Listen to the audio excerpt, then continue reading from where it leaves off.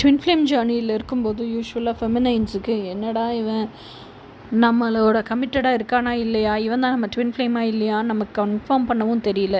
இவன் கமிட்டடாக இருக்கிறேன், நான் கடைசி வரைக்கும் உன் கூட தான் இருப்பேன் அப்படின்னும் சொல்ல மாட்டேங்கிறான். வாயை திறந்து ஐ லவ் யூன்னு சொல்ல மாட்டேங்கிறான்.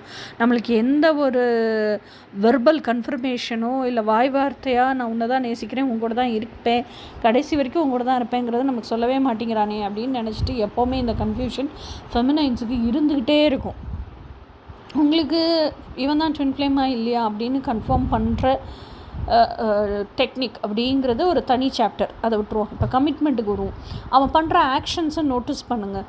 அவன் உங்களுக்காக, உங்கள் முன்னேற்றத்துக்காக, உங்களோட செல்ஃப் டெவலப்மெண்ட்டுக்காக, சோல் எவல்யூஷனுக்காக முழுக்க சப்போர்ட் பண்ணுறான், உங்களுக்கு பேக் போனாக நிற்கிறான் அப்படின்னா, உங்களோட ஓன் ஸ்கின்னில் ஃப்ரீடம் ஃபுல்லாக இருக்கிறதுக்கு அலோவ் பண்ணான் அப்படின்னா he is committed to you அப்படின்னு அர்த்தம்.